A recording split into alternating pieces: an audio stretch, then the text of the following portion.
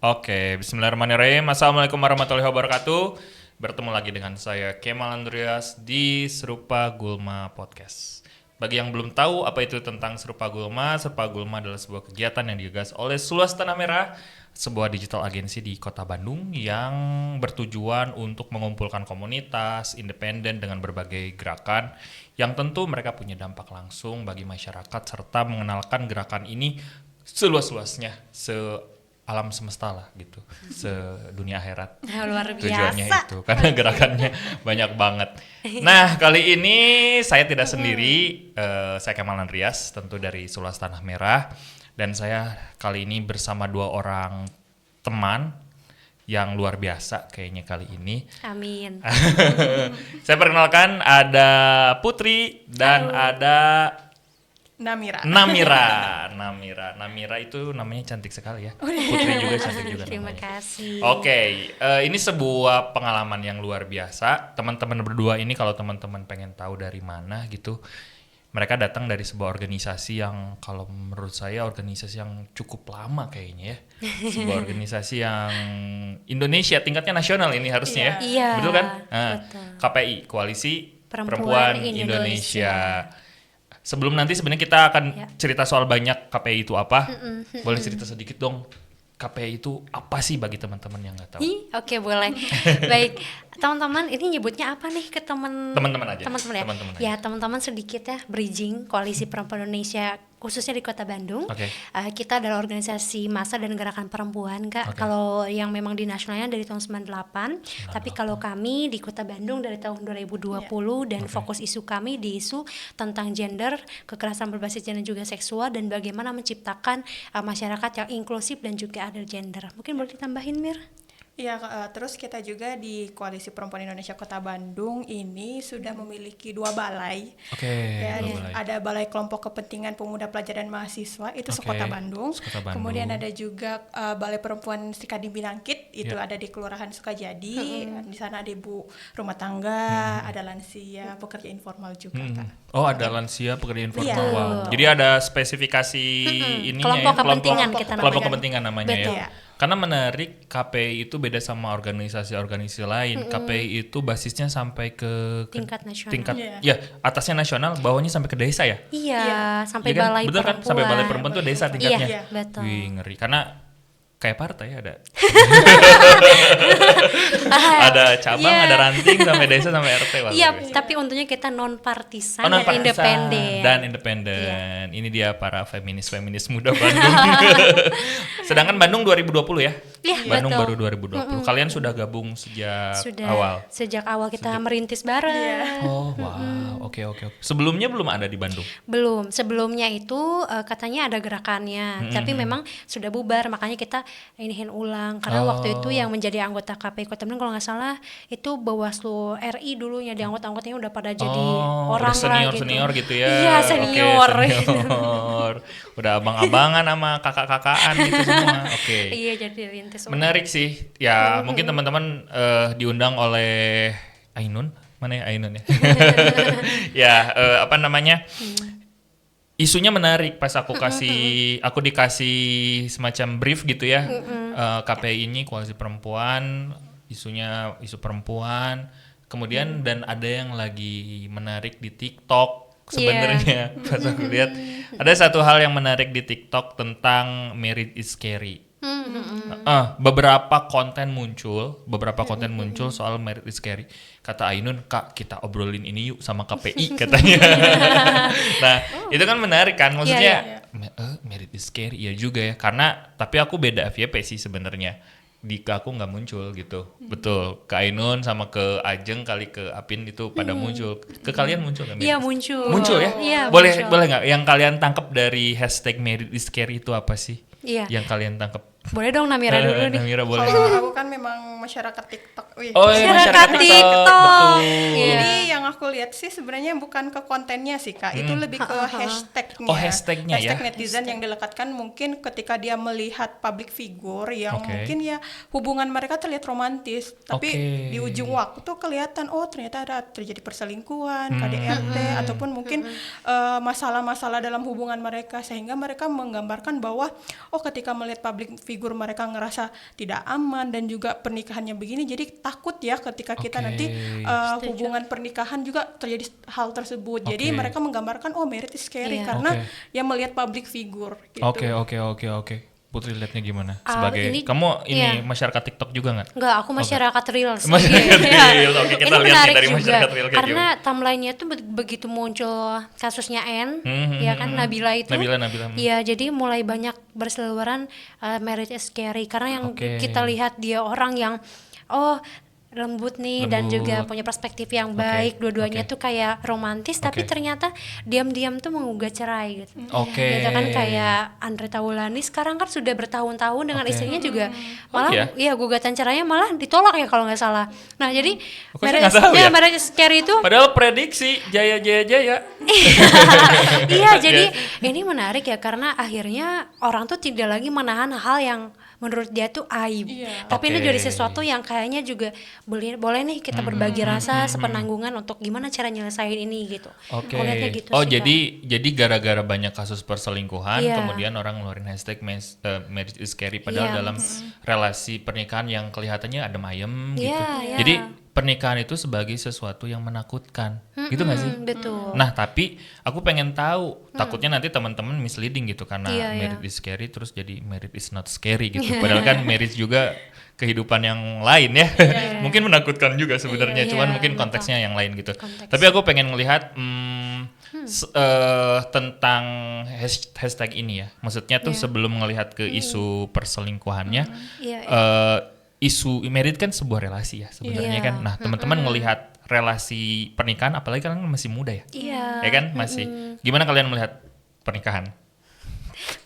Aku dulu kali boleh, ya. Boleh. Kalau aku melihatnya kan hal-hal yang itu tuh sangat harus jadi take responsibility banget gitu Kak. Karena kan kita mengalami hal-hal yang akan banyak perubahan, baik diri kita sendiri, terus juga bagaimana juga merawat kehidupan bersama dan apakah mau nambah orang lagi gitu kan atau enggak, itu juga sesuatu yang sangat kompleks. Jadi kalau Putri sendiri kalau dikaitkan dengan marriage scary jadi ada hal-hal yang malah jadi melihat realitas sosialnya perempuan tuh malah jadi banyak hal yang dipikirin sebetulnya bukan cuma perselingkuhan tapi juga dari aku pribadi sendiri pun juga ngerasa apakah aku sudah cukup untuk bisa memenuhi diriku ketika aku bersama dua kepala gitu kan, memenuhi kehidupan dua kepala 3 orang berarti menikah 1, 2, 3 kita dan pasangan. Iya betul. Jadi apakah kita akan bisa terus melanjutkan ini dan juga bagaimana sebetulnya realitas perempuan juga dibebankan dengan hal-hal beban ganda. Kita juga ada yang namanya juga kayak ketika perempuan tidak mapan juga, laki-laki tidak mapan, ya itu juga jadi pikiran kita. Jadi sebetulnya konsep kayak pelekatan uang, pemberian mahar yang lebih banyak pada laki-laki juga sebetulnya perempuan juga sangat ikut andil dalam mengurusi pernikahan ya. Jadi aku ngerasa beban-beban ganda, beban ekonomi juga sangat-sangat membuatku merasa marriage itu sesuatu yang harus benar-benar siap. Oke. Kalau Namira gimana ngelihat si pernikahan itu? Sama sih dengan yang Putri sampaikan ya, kita sebenarnya menikah itu bukan kewajiban ya Kak. Betul. Malahan pilihan gitu. Pilihan ya, opsi ya. Ya menurut aku ketika kita ingin menjalankan hubungan, apalagi kan ini pengennya relasi pernikahan ini jangka panjang, kalau bisa seumur hidup dan akhirat gitu kan.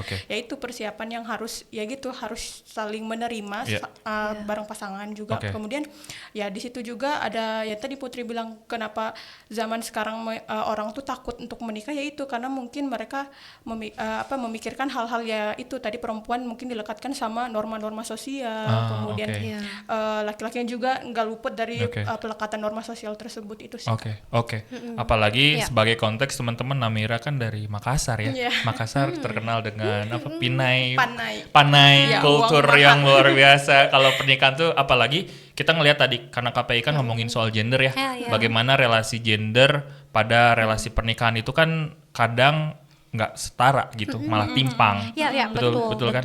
Apalagi kalau Putri Sunda lebih egaliter, tapi tetap aja sih nilai patriarkis cukup kentara gitu ya dalam relasi pernikahan itu. Kalian yang teredukasi, jangan kalian teredukasi ya, aku anggap karena teman-teman KPI ini teredukasi secara gender, ngelihat kondisi anak muda sekarang dengan ngelihat nikah langsung tanpa berpikir panjang. itu gimana sih tanpa mereka tuh mungkin ada sih pendidikan pranikah ya, tapi cukup nggak sih hari ini gitu dengan pendidikan pranikah? Iya, iya, iya. Gimana Ini ngeliat menarik ya fenomena Kak. itu? Jadi gini, banyak hal-hal yang karena ada mungkin hashtag untuk menghindari zina gitu kan. Ya. Dan ada hal yang mungkin lagi-lagi lapisan budaya dan sosial juga melekat Yes. pada pernikahan ya, dan marriage Betul. is scary gitu ya. Betul. Ada budaya yang malah kayak ya udah ketika kamu nikahnya lebih muda ya kamu akan lebih bahagia. Padahal ketika kita melihat betul. nikah lebih muda, oh iya ya masalahnya lebih banyak Betul, gitu. betul. Apalagi belum mental Yes, belum siap ya. Iya, Betul. iya. Jadi kalau menurutku teman-teman yang usia muda kita itu kalau belum jadi catin namanya calon Catin? pengantin. Oh, calon pengantin, oke. Kami itu juga harus punya perspektif dan juga mau belajar sih. Oke. Makanya waktu itu Catin aku itu berarti dia sudah masuk secara undang-undang, dia udah bisa menikah. iya, yang Ya kan? Betul biasanya push kategori pasangan usia subur. Pasangan usia subur, Iya, yang oke. itu tuh di atas usia anak. Di atas usia anak, di atas Ya, 18. Betul, kalau Oke. BKKBN kan nyaraninnya perempuan 21, laki-laki 25 begitu Betul. kan. Bahkan undang-undang pernikahan Iya, juga kan pernikahan. seperti itu.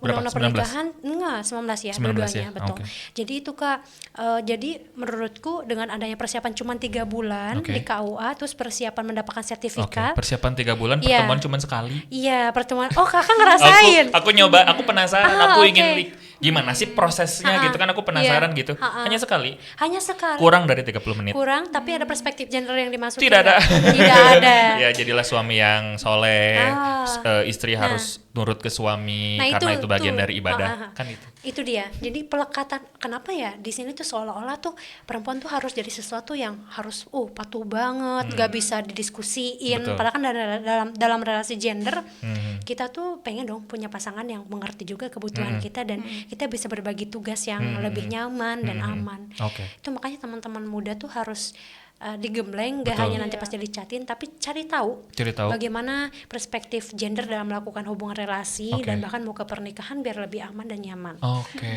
Bener, aku setuju. Apalagi kan sekarang banyak yang nikah di usia anak. Oke. Itu malah keterpaksaan ya Put ya. Iya. Banyak kasus yang kita temui ternyata mereka Iya, dinikahkan Di karena Bandung berarti masih ada kasus di Gak Bandung. cuman di anak, kemarin kita ke Palu juga Oh, ada.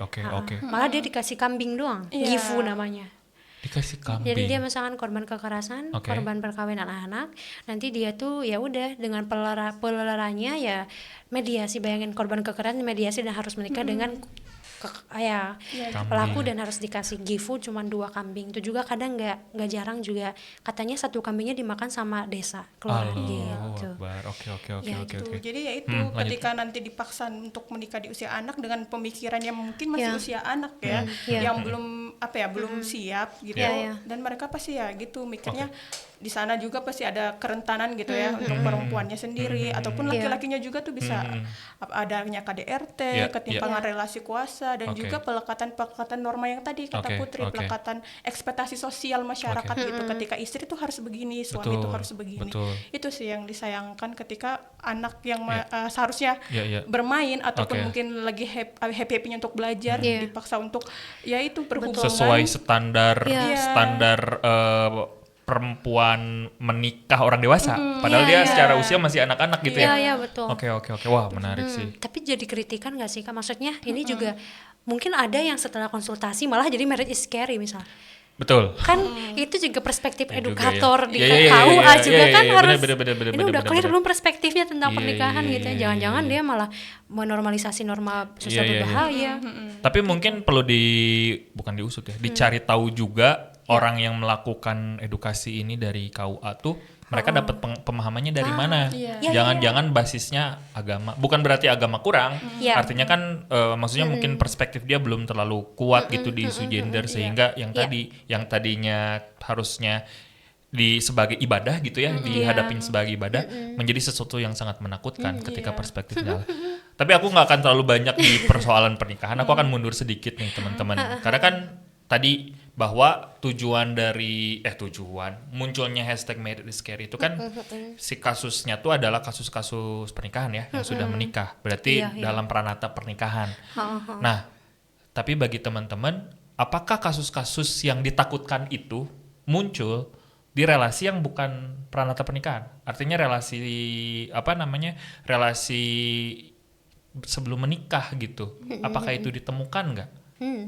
Ditemukan ya Put, kita juga banyak ya kasus kekerasan dalam berpacaran ya Put. Banyak KDP. Itu banyak. Istilahnya KDP ya, KDP. kekerasan dalam pacarannya. Ya, Oke. itu banyak sih Kak. Jadi ya gitu, mereka juga ada kekerasan seperti verbal, kemudian menyakiti mental, fisik bahkan ya Kak, itu yang membuat trauma perempuan sehingga mereka juga berpikir panjang untuk menikah. Ketika mau menikah takutnya kejadian lagi. Jadi ada trauma-trauma terlebih dahulu gitu Kak sebelum menikah mereka udah trauma duluan.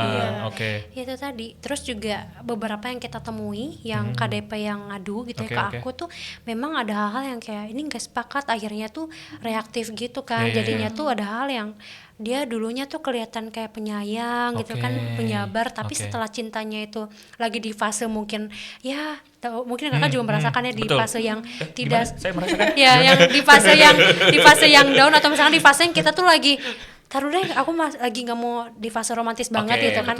Tapi ada satu hal yang malah ada yang tipenya avoidant Kak, sampai kayak apa tuh gimana? Avoidant tuh? Avoidant tuh orang yang ini gimana? Bentuk attachment sekarang ya istilahnya. Jadi ada anxious, ada avoidant. Ini gimana ya pacarku tuh sampai kayak bisa berhari-hari untuk mendiamkannya. Jadi kan juga jadi bikin silent treatment gitu maksudnya. Yes, betul. Takut jadi sama orang itu kan. Jadinya kalau mau menikah gitu kan berrelasi pasangan aja kayak gitu. Iya. Tadi kan teman-teman tadi nunjukin beberapa kasusnya adalah KDP ya, kekerasan dalam pacaran, dalam verbal, fisik dan lain-lain. Nah, kalau balik lagi ke kasus yang lagi rame di TikTok itu perselingkuhan. Nah, pertanyaan aku, perselingkuhan itu tuh bagian dari kekerasan nggak dalam pacaran? Karena kadang ada orang yang menilai namanya juga pacaran kan belum nikah. Nah, itu gimana nih sama orang-orang netizen julid yang ngomong kayak gitu? Perselingkuhan tuh bagian dari KDP belum? Menarik. Bukan. Ya, ini bagian sih, karena gini kan ada konteks kekerasan tuh sesuatu yang tidak konsen ya, ada namanya tuh ketidaksetujuan konsensual. Jadi ketika kamu sudah berkomitmen dengan seseorang terus kamu juga memutuskan sesuatu yang tidak konsen, tidak berkomitmen ya akhirnya melakukan perselingkuhan, itu kan kekerasan emosional. Dan gak usah masuk kekerasan TPKSD, itu udah masuk ke dalam kekerasan emosional gitu secara umum betul. Itu kekerasan psikis juga banyak dan masuk dan itu jarang banyak dilakukan ya, banyak dilakukan kasus-kasus itu. Jadi maksudnya tidak hanya dalam relasi, karena kan orang anggapnya ini mah cuman relasi di luar nikah gitu, relasi romantik, sehingga nganggapnya tuh sesuatunya nggak penting, padahal kan perasaan orang tidak sama-sama penting ya. Maksudnya nggak ada bedanya perasaan seseorang dia sudah nikah atau belum nikah, yang namanya perasaan tetap perasaan, yang namanya sedih tetap sedih kan. Dan itu bagian dari kekerasan. Apa sih yang menyebabkan menurut teman-teman ya? Kenapa sih perselingkuhan terutama KDP ya, di dalam KDP kenapa bisa terjadi? Kenapa hal itu muncul? Karena ini menarik kalau kita lihat dari konsep kekerasan tuh kita ngerasa punya power untuk kayak udah nih ya. Jadi ada relasi yang timpang, yang dia tuh ngerasa dia bisa ngehandle, ngekontrol lagi pasangannya, akhirnya dia untuk melakukan selingkuh tuh bisa gitu karena dia punya power yang ya biasanya orang-orang korban pelaku-pelaku kekerasan ini tuh dia punya namanya tuh power yang lebih besar daripada orang yang jadi korbannya. Berarti power ini terlepas dari gendernya atau biasanya laki-laki? Enggak semua laki-laki kok. Relasi kuasa kan bisa juga perempuan juga laki-laki dan perempuan. Jadi tapi beberapa kasus kan banyaknya tuh dilakukan oleh laki-laki gitu. Nggak apa-apa kok. Jadi ya itu ngerasa punya power lebih. Emang laki-laki akhirnya ya gitu. Tolong dipotong ya. Sulit sih ketika ngomongin tentang relasi kuasa karena itu berkaitan dengan power within. Betul, powerless. Enggak. Bukan. Upper power, pokoknya ada konsep relasi dinamika kuasa sampai ke power cube itu tuh didalami gitu. Dan di dalam perselingkuhan si konsep relasi kuasa ini sangat kental, berpengaruh. Makanya bisa gitu karena dia sehingga punya dia control. merasa punya kuasa ya. Jadi power over masuknya. Jadi dia merasa aku punya kekuasaan terhadap pasanganku. Jadi ketika aku melakukan ini menurutku pasanganku yaitu marah ataupun mentalnya nanti terganggu ataupun kesehatan emosionalnya itu masalah belakang. Ini karena aku yang dominasi di hubungan. Gitu. Itu dia. Kayaknya pentingnya pendidikan gender. Iya. Termasuk pendidikan saling menghargai sih. Iya kan? Betul. Ya kan itu kan lebih ke menghargai perasaan kan. Apalagi kan balik lagi Tadi mungkin kalau kita ngomongin siapa ya artis-artis ya kan karena di TikTok artis ya banyak contohnya yang selingkuh kan. Ya mereka kan ada dalam kerangka relasi pernikahan yang artinya tuh mungkin secara sosial orang ngecapnya lebih enak dalam tanda kutip gitu. Tapi kan kalau di dalam kekerasan atau enggak perselingkuhan yang terjadi dalam relasi yang belum stabil seperti pernikahan gitu kayak pacaran gitu. Mungkin orang lihatnya wah namanya juga pacaran wajar kan kita akan menghadapi hal-hal seperti itu kan sebenarnya di dalam masyarakat dan ditambah lagi itu kemudian membuat orang tuh mungkin jadi trauma. Iya. Benar. Betul gak sih? Iya, sepakat. Ya kan? Dia trauma ketika apalagi menghadapi jenjang yang lebih serius gitu. Iya. Betul. Banyak gak sih teman-teman menemukan kasus-kasus yang orang akhirnya nggak memutus kayaknya gue nggak nikah tapi alasannya tuh negatif gitu. Bukan karena kan ada tuh orang dia punya opsi nggak menikah karena dia dengan sadar gitu ya gue nggak mau menikah ya kan tapi ini nggak mau menikah karena traumatisnya gitu. Ada, malah banyak temanku yang mengatakan kayaknya aku belum mau nikah karena ya itu melihat hubungan rumah tangga di keluarganya sendiri. Ya, yang menjadi contoh mungkin ketika melihat keluarganya nggak harmonis, dan situ ada muncul ketakutan-ketakutan dan trauma-trauma tersebut karena dia udah menjalaninya ketika ada di lingkup keluarga gitu kan. Jadi ketika dia ingin melakukan ataupun membangun sebuah keluarga lagi, jadi ada ketakutan di situ karena ya ini pasti kayaknya nanti bakal jadi kayak yang kemarin deh gitu. Iya. Oke, gimana Put mau nambahin? Coba aja kalau dari dia konsep dalam keluarga ibu dan bapaknya hadir, kan ada konsep namanya kelekatan ya. Kelekatan, Dan kehangatan. Kehangatan. Jadi ketika keluarga memberikan cukup kelekatan dan kehangatan, biasanya anak akan tumbuh punya prinsip kesetaraan, punya rasa sayang dan nyaman yang cukup. Biasanya maaf ya, kami yang anak yang tumbuh dengan rasa kasih sayang dan kelekatan yang amannya itu lebih dominan. Biasanya dia punya resiliensi diri, lebih kuat ya. Betul. Jadi kadang-kadang suka ada orang tua yang AFK tuh away from keyboard. Jadi dia jauh dari tugasnya, harusnya kan di dekat keyboard tapi betul. Ada juga yang offline gitu. Betul. Meninggal maksudnya. Terus aku pengen tahu gitu, maksudnya tadi perselingkuhan ada hubungan dengan trauma masa kecil, kurangnya kelekatan dengan orang tua gitu. Tapi kebanyakan di teman-temanku ya, mungkin nanti teman-teman bisa kasih perspektif gitu. Kebanyakan di teman-temanku, kasus-kasus perselingkuhan tuh malah banyak membebani ke perempuan. Di teman-temanku ya, bebannya tuh mental, kemudian menguras energi, traumatik, itu tuh di sisi perempuan gitu. Kalau di sisi laki-lakinya mah malah kebanggaan. Dia sudah selingkuh, menyelingkuhi orang, bangga. Terus kalaupun dia diselingkuhin ya udahlah gitu. Jadi malah beban sakitnya tuh ada di perempuan. Di teman-teman kayak gimana? Terus kenapa bisa terjadi kayak gitu? Mungkin karena perempuan ya perasa ya, jadi dan juga ekspektasi sosial yang mana ya banyak yang menstigma ya ketika suaminya berselingkuh ataupun pasangannya berselingkuh pasti mengatakan ya kamu nggak becus jadi inilah, ya kamu nggak menyelesaikan ekspektasi suami kamu. Jadi ya itu yang dilekatkan beban-bebannya gitu ke perempuan. Dan juga ya itu perempuan mungkin ketika menikah itu tadi nggak ada kesiapan ketika menikah secara ekonomi, secara mental juga ataupun kesadaran emosionalnya. Jadi ketika kejadian hal tersebut jadi mereka tuh ngerasa nggak punya pilihan nih gimana ya. Dan juga banyak yang apalagi ya maaf ya kalau ketika sudah mempunyai anak, anak itu menjadi sesuatu yang jadi pertahanan dalam hubungan. Ketika, jadi alasan ya? Iya jadi alasan ketika si perempuannya sebenarnya udah nggak kuat. Cuma ya itu ekspektasi demi dari anak. Masyarakat ya kamu harus kuat karena kamu punya anak gitu. Gitu sih. Iya. Kamu gimana ngeliatnya Put? Aku juga sepakat karena banyak yang juga perempuan jadinya gak jarang mereka yang jadi secara kelelahan, energi dan bahkan tidak punya kemandirian. Apalagi ketika dia sebagai ibu rumah tangga gitu. Jadi perempuan jadi bingung mau kemana lagi larinya. Tapi aku bertahan untuk menafkahi diriku aja masih ke suami. Jadi masih ada namanya tuh hal-hal yang berkaitan dengan ekonomi faktor, terus juga karena sayang pisan, gimana ya, rasa sayang dan cinta tuh sesuatu yang kita tuh nggak bisa nerka ya Kak, karena di fase KDRT kan ada fase honeymoon phase, resiliensi, honeymoon gitu. Jadi honeymoon phase tuh gimana, mungkin teman-teman pengen tahu. honeymoon Ya, phase boleh. itu masa sayang-sayang. Sayang dulu nih, Iya, lagi deket-deket nih. iya. Oke, level 1 terus Kemudian habis gitu. konflik. Oke, konflik. Resilient. Nah, terus nanti rekonsiliasi gitu ya, Rekonsiliasi. kalau nggak salah ya.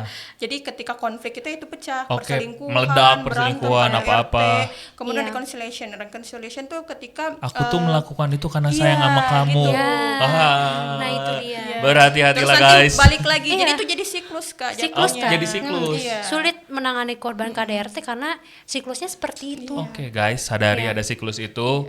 Jadi biasanya tepatnya diputus pas pecah tuh udah selesai gitu ya. Jangan dibalikin rekonsiliasi lagi ya. Iya, Sebenarnya ya? harus disadarkan dan Disadarkan. didampingi Oh, di situ. Bisa banget itu. Tapi ada satu yang jadi anggota kita di Balai Perempuan yang di Sukagali.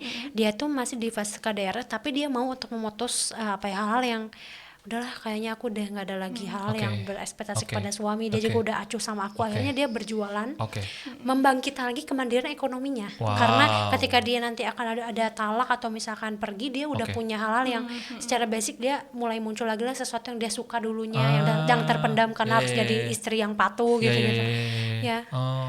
Nah itu di kasus pernikahan ya. Ya. Kalau di kasus yang belum menikah dalam relasi romantik Ya, misalnya ya. gitu, pacaran, banyak juga yang misalnya dia nggak mau udah diselingkuhin tapi masih Iya, bertahan. masih. Itu faktornya sama. Faktornya juga sama karena ada kebergantungan ekonomi mungkin. Ekonomi, pas Iya. pacaran ekonomi. Bahkan ada yang menggantungkan diri pada ketika pacarnya dia punya hal-hal yang mungkin dia ngerasa punya ekonominya lebih ya kan Oke. dimanfaatin. Oh, Tapi juga yang oke. paling menarik tuh rasa nyaman yang mungkin Kemelekatan ya, karena Put. pacaran tuh sesuatu mungkin yang baru awal gitu loh untuk hmm, dekatkan sangat melekat banget ya. Iya. Jadi dia tuh ngerasa ada kehilangan. Sulit loh Oke. Kak bagi kita anak muda yang belum maksudnya tidak punya pendidikan kesehatan mental Oke. untuk mengcoping stres, Oke. mengcoping hal-hal yang terjadi pada kita. Bingung gitu ya, Bingung. tubuh mental kita tuh Iya, bingung harus betul. gimana. Oke. Sehingga strateginya balik lagi. Iya. Oh, makanya ada orang-orang yang udah lama putus tuh kayak pengen balik lagi tuh copingnya justru Copingnya nggak bisa, dia nggak mekanisme bisa, copingnya mekanisme nggak copingnya punya, nggak ada. self care-nya dia nggak pernah ajarin, jadi awet rajit. Jadi awet rajet, betul itu. Kalau bahasa Makassar apa awet rajet? Nggak tahu.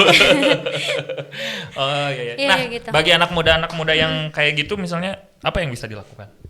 Nah, Apa yang tuh, bisa Mir? kamu tawarkan gitu teman-teman KPI Ya, atau kesadaran emosional ya yang pertama harus dibangun ya. Mereka Gimana harus ini ya kayak menerima self care ya, Put, lebih menerima dirinya dulu gitu. Obati dulu traumanya, kemudian ya itu tingkatkan juga kapasitas mengenai gender dalam Oke. berhubungan gitu sih Kak. Iya, Karena iya. ya itu ketika mungkin ya biasanya kemelekatan terjadi itu karena ya itu ada hal-hal yang tidak tercukupi di dia gitu. Ketika dia melihat pasangannya, Iya. wah pasangan aku bisa mencukupi apa yang aku nggak dapet gitu. Oke. Jadi itu ya pertama itu sih yang ditekankan ya, sadar Iya, terhadap diri sendiri gitu loh. Iya sih. Saya sempat karena kan saya juga kebetulan berinteraksi dengan teman-teman di Samahita. Jadi pernah dapat cerita satu hari ada aduan korban ke Samahita. Aduan korban dia mendapatkan bahkan lebih parah dari perselingkuhan ya, tapi sama kekerasan fisik. Kekerasan fisik. Dulu katanya. Jadi ini dalam beberapa pertemuan gitu. Dalam satu pertemuan share ke kita gitu, dia ngalamin dibentak aja. Dibentak. Enggak, kalau pas ketemu sama kita udah level dia udah dikasih puntung rokok. Nah, terus dia cerita, kok kamu bisa kuat gitu. Dia cerita, ketika dulu pas awal dibentak, bahkan dibentak aja gitu, si tubuhnya tuh freeze. Sakit, kayak sakit banget gitu. Nah, itu satu. Terus berkali-kali sampai sekarang dia udah dikasih puntung rokok, udah ada di titik 6 tuh mati rasa. Jadi ya udah aja Kak, aku skip aja gitu perasaannya gitu. Tapi kenapa kamu masih mau bertahan gitu sama dia? Ya itu tadi yang kamu ceritain, banyak faktor, salah satunya ekonomi, kemudian kalau dia sih diancam sih, diancam gitu. Tapi maksudku kasus kayak gitu kan di anak muda ya terutama ya. Kalau ya maksudnya kalau orang tua mungkin nanti dalam relasi, aku nggak tahu, nanti teman-teman bisa cerita. Secara undang-undang KDRT itu dilindungi. Meskipun masih lemah lah ya pelindungannya ya, gitu masih banyak kasus-kasus yang 2004 belum diperbarui lagi. Belum diperbarui lagi gitu. Ya. Tapi dalam kasus yang di luar pranata pernikahan itu gimana? Dapat pelindungan nggak? Ini Dan agak gimana caranya? Iya. Agak sulit ya Kak, ketika mungkin masuknya tuh hanya tidak pakai KDP, karena istilah-istilah di UPTD PPA Kota Bandung, di Jabar pun masih masuknya apakah ke kekerasan seksual, psikis, ekonomi, sosial, budaya, enggak ada budaya gitu. Jadi kekerasannya tuh dimasukkan ke dalam kekerasan umum. Kekerasan Jadi ya umum, masih punya perlindungan dan bisa ditangani. Oh bisa ya? Tapi memang tidak spesifik ini karena KDP, tapi karena dia kekerasan fisik jadinya, walaupun sama pacarnya. Ya, jadi masih bisa akses ke layanan pemerintah gitu. Cuman spesifikasinya dia masukin ke yang umum, karakteristik yang ada gitu.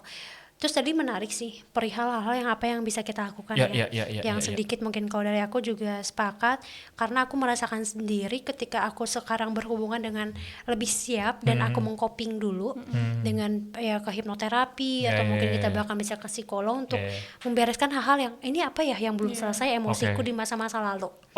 Ketika aku dicari juga ternyata di usia 8 tahun Kak.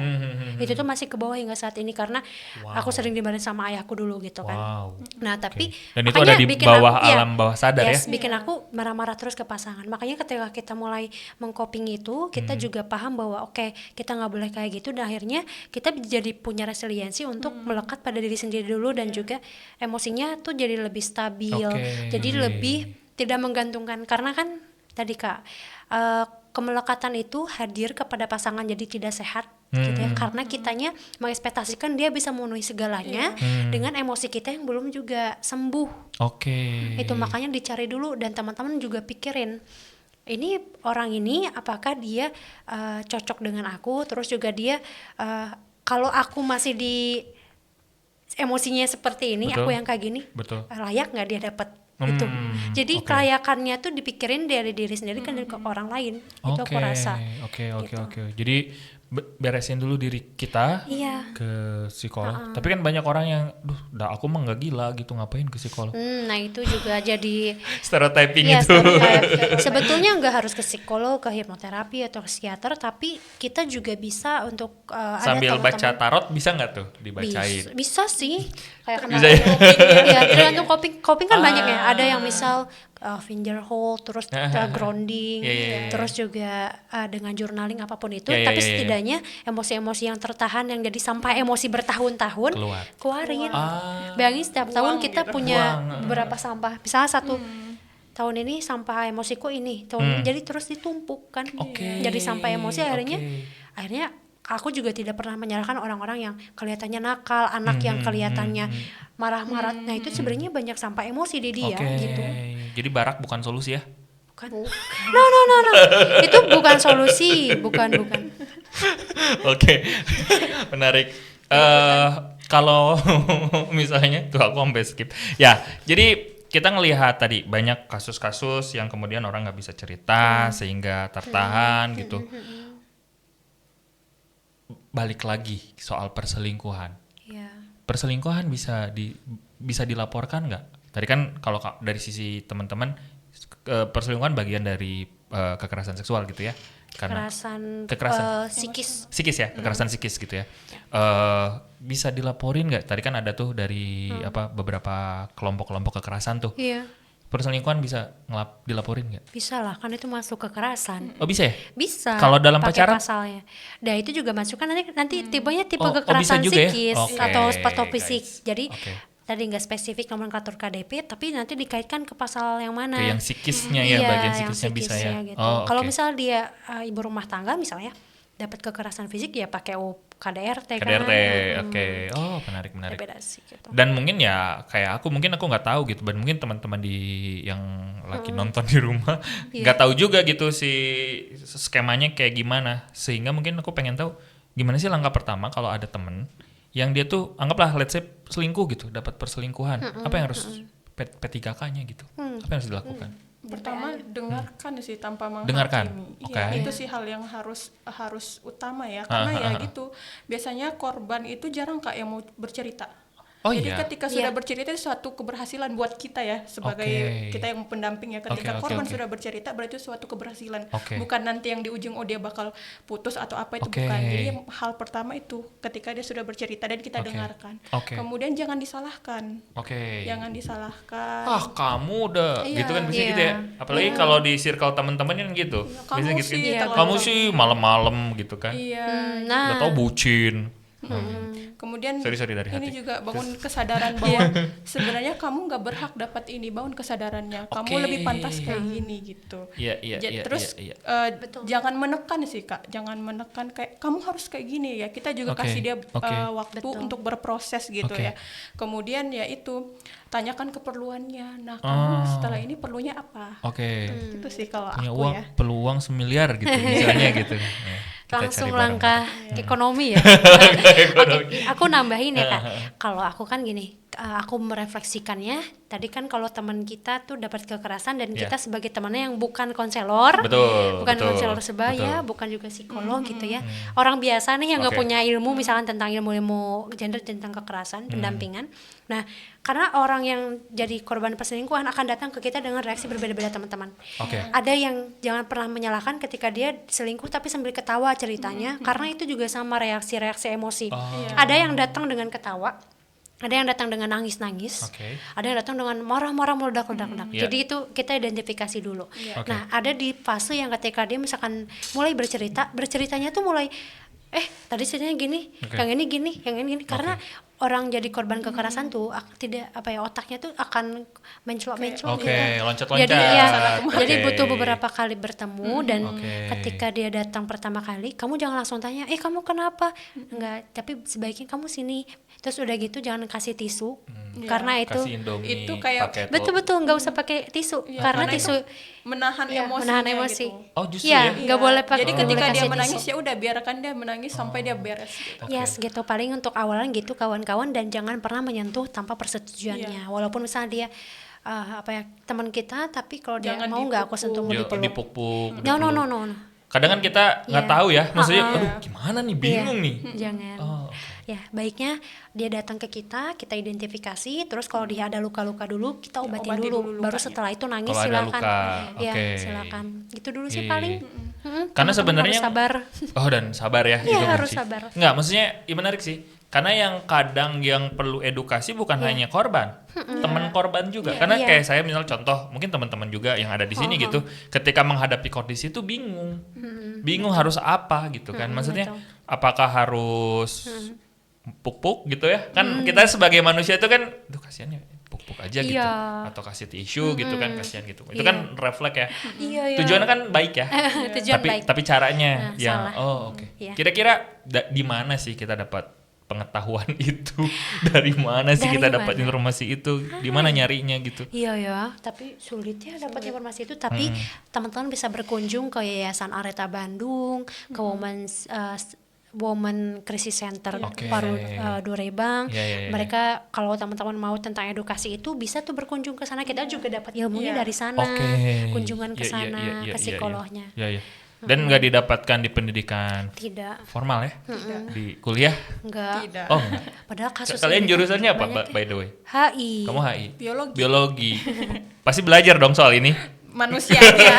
Jadi anatomi, fisiologi. Iya ya. Maksudnya di pendidikan formal nggak ada, padahal tadi kata Putri bahwa kasus ini kan kasus yang kita hadapin sehari-hari ya, makan sehari, tapi nggak ada. Iya, sulit. Iya, ya mungkin KPI nanti bisa lah ya berupaya untuk menciptakan channeling, terutama anak muda, peer counselor lah ya, peer educator, peer counselor. Gitu ya, untuk bisa ngobrol, minimal untuk ngobrol, cerita tentang masalah dan gimana sih caranya. Oke, menarik. Karena mungkin ya itu tadi, karena pendidikan gender di kita kurang. Oke, cerita soal Bandung. Menurut teman-teman gimana nih kondisi Bandung hari ini tentang isu gender? Waduh, berat ya. Tapi ada kemajuan karena di Kota Bandung sendiri tuh sekarang udah mulai ada. Kemarin udah di Mei itu udah paripurna, kita sudah bikin peraturan daerah tentang pemberdayaan juga perlindungan perempuan di Kota Bandung. Sebentar lagi running tuh RAD, pengaruh utama gender Kota Bandung. RAD itu rancangan aksi daerah. Ya, itu di bidang DP3 yang inisiasi Jadi ini tuh juga salah satu hal-hal yang dia tuh mulai punya perspektif gender karena dia udah pengen nyantolin nih kalau ada isu-isu pemberdayaan perempuan tuh mana cantolannya, karena kan itu berpihak pada anggaran yang akan disisihkan untuk pemberdayaan juga perlindungan itu. Terus juga kondisi OPTD PPA juga sekarang menangani kasus juga lumayan cukup, walaupun ya beberapa orang curhat ke aku tuh harus ngantri dulu. Dan juga rumah amannya cuma 1 kamar gitu kan. Ya, tapi dia sudah mengusahakan dan beberapa juga kondisinya teman-teman yang ada Yayasan Jari WJC gitu kan sama HITA gitu kan, teman-teman juga udah mulai banyak bergerak lah ya. Bergerak gitu. Tapi memang secara gender gimana ya, kita aja di DPRD Kota Bandung cuman ada 7 perempuannya. Cuman ada 7 yang jadi perempuan. dewan. Di antara 50 kalau nggak salah, nggak tahu 30 aku lupa. Itu kan secara seks. Iya, secara seks ada 7 perempuan. 7 perempuan. Perspektifnya belum nggak tahu. Nah itu jadi, aduh, mikirin ini juga mikirin hal yang rumit ya.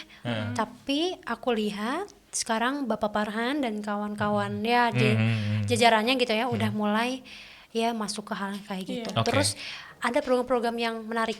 Dia punya namanya program Katresna. Jadi kalau kamu KTP di Bandung, kamu korban kekerasan, kan nggak ada BPJS. BPJS kan cuma buat penyakit, sedangkan kekerasan bukan penyakit.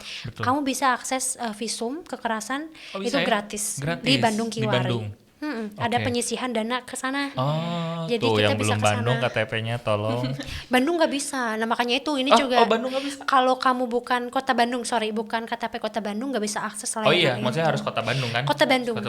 Gitu. Jadi, itu bisa. Itu salah satu program yang diinisiasi sama pemerintahan yang sekarang ya. Menarik. Tapi apa? Kita juga harus melihat dari sisi-sisi kelompok minoritas gender dan seksual ya. Gimana tuh kalau dari maksudnya gini, kita juga kan ada yang HIV/AIDS, terus juga ada yang teman-teman yang minoritas gender gitu kan, tahu sendiri kan. Itu juga masih belum menerima. Betul. Contoh temanku yang transgender, maaf ya teman-teman. Jadi gini, dia sudah ke tahap wawancara, ketika dipanggil wawancara ternyata transgender, akhirnya tidak bisa kerja di ranah-ranah publik.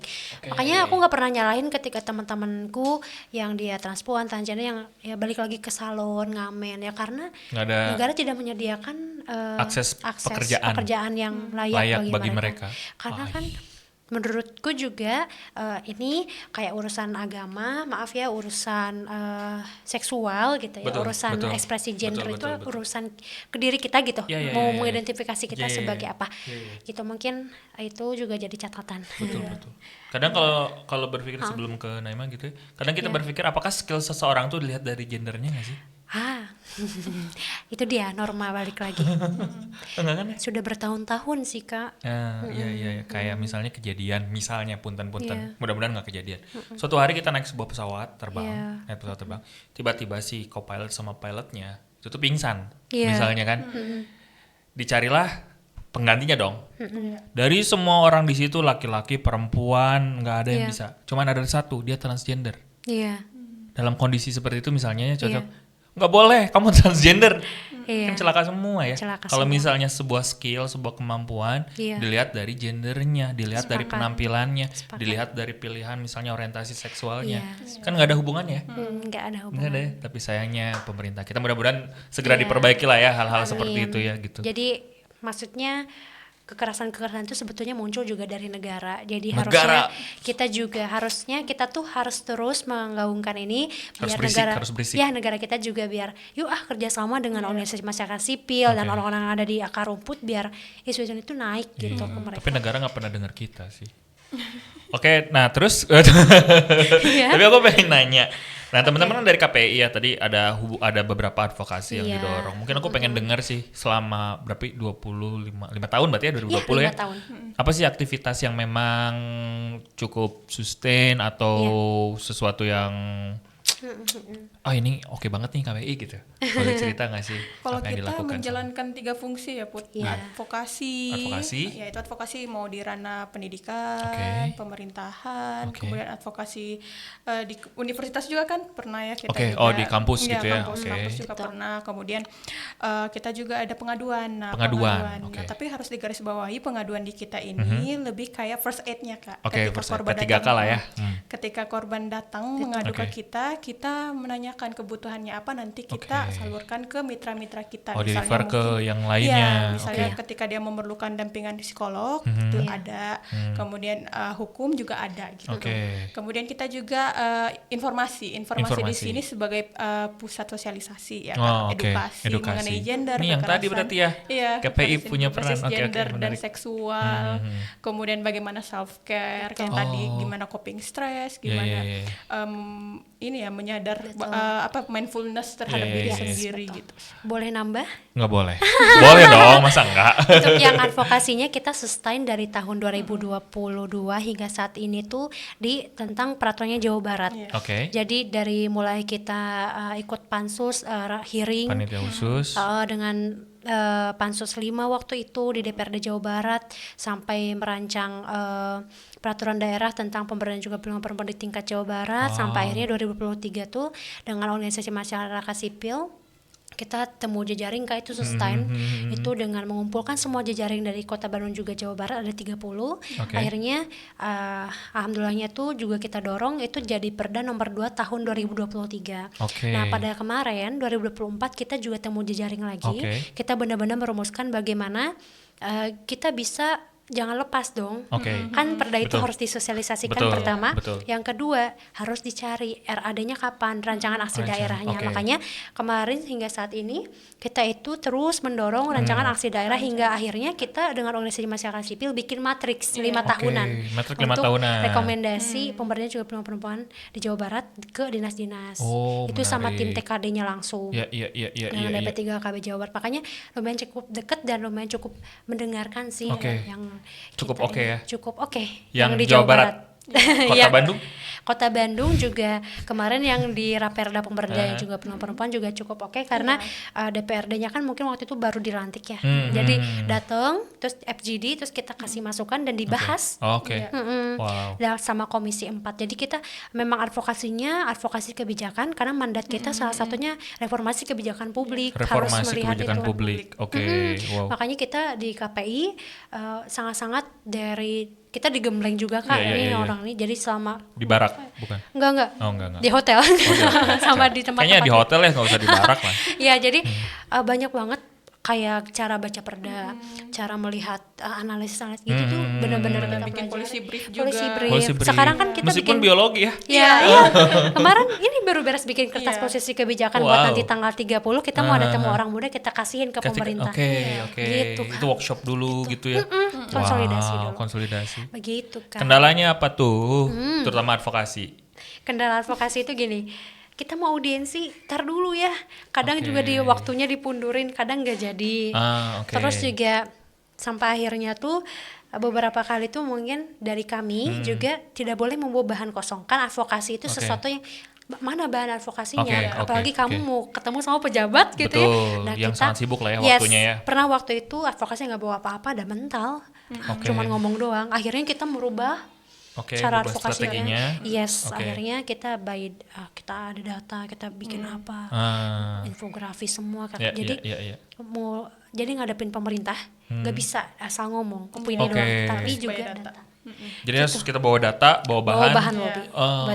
Untuk mendorong mereka ya. Karena kita tuh orang muda. Orang muda kadang tahu apa. Itu betul. susah. Nah, itu gimana juga berdamai dengan kondisi itu. Gimana ya Mir? Ini ya beradaptasi ya Put. Betul. Ketika kita mungkin ya ketika kita datang lihat anak baru maaf ya kemarin sore nih.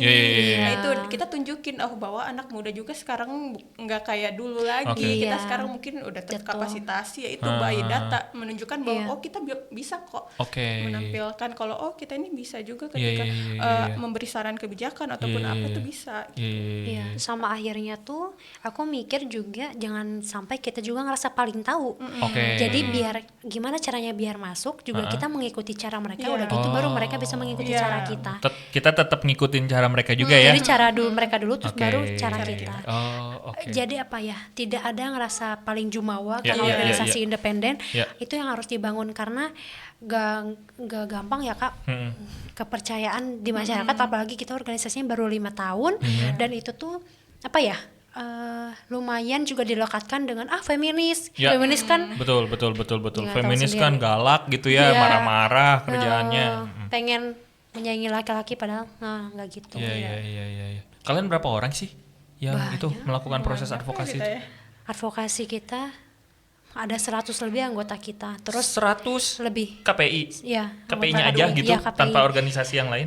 Tanpa organisasi lain. Organisasi lain 30, tambah lagi sahabat KPI. Kita punya sahabat KPI. Apa tuh, Mir? Sahabat KPI itu kalau memang di KPI sendiri organisasinya perempuan nih Kak. Betul, karena koalisi perempuan ya. Tapi kita nggak menutup diri juga ya Put dari laki-laki yang ingin bergabung. Itu mereka yang disebut sahabat. Aku bisa berarti ya jadi sahabat KPI. Bisa, nanti kita gembleng dulu. Tapi digembleng dulu. Ada proses penggemblengan. Punya perspektif gender. Di barak, bukan? No. Tidak rekomendasi barak ya, karena kayaknya barak tuh harmful banget guys. Iya. Kita diskusi pelatihan-pelatihan gitu. Oke. Jadi perspektif gendernya, kemudian teknis tadi untuk ngebaca, buat advokasi gitu. Ya sama ini diajarin untuk kalau kamu jadi pengaduan korban kekerasan laki-laki kayak gimana. Kita ajarin. Berarti ada ya kasus-kasus perempuan laki-laki yang mengadu. Ada. Wow, menarik. Tuh guys, jadi korban tuh bukan hanya perempuan, laki-laki juga jadi korban. Betul. Jadi jangan takut untuk menangis dan bercerita. Nah, terus tadi kan advokasi, terus yang pengaduan. Apa persoalannya, apa kendalanya kalau pengaduan biasanya? Ya, itu ya kendala kita belum capable ya buat sampai tuntas gitu ya. Jadi makanya kita berjejaring bermitra sama yang lain ya. Jadi ketika kita menyadari diri kita, sebenarnya kita nggak mampu sampai ke tahap itu, tapi kita punya nih temen yang bisa bantu gitu. Nah itu juga kita salurkan nggak dilepas langsung Kak. Kita juga monitoring dan juga komunikasi sama mitra kita. Udah sampai mana kasusnya gitu. Gitu sih Kak. Ada ini nggak sih kayak success story atau lesson learn dari proses pengaduan yang kalian pernah? Ya itu dia, akhirnya dia jadi anggota KPI, terus dia membangun kemandirian, mau berjualan, mau ikut jadi itunya dari awalnya dari pengaduan itu. Wow. Dan bahkan dia jadi ini loh di YouTube-nya KPI. Salah satu pemeran. Alhamdulillahnya dia banyak loh, 15.000 orang yang lihat video kita. Jadi ternyata tertarik dan si ibunya juga seneng gitu. Jadi sebenarnya bisa ya bangkit dari keterpurukan berdaya lagi bisa ya. Wah, menarik. Kalau tadi yang terakhir informasi, apa kendala yang selalu dihadapin sama teman-teman ketika membagikan informasi? Menarik. Karena isu gender tuh isu yang abstraksi ya. Betul. Berat gitu kan. Betul. Ini kalau ke sekolah SMA nyampeinnya gimana ya? Biar lebih ringan. Cara pengemasan gimana? Cara pengemasannya. Pengemasan. Terus juga kita tuh harus juga merincikan lagi panduan-panduan sosialisasi yang akan kita bawakan per segmen gitu. Jadi biar kita punya buku saku. Jadi kita belum sampai saat ini belum sampai ke sana.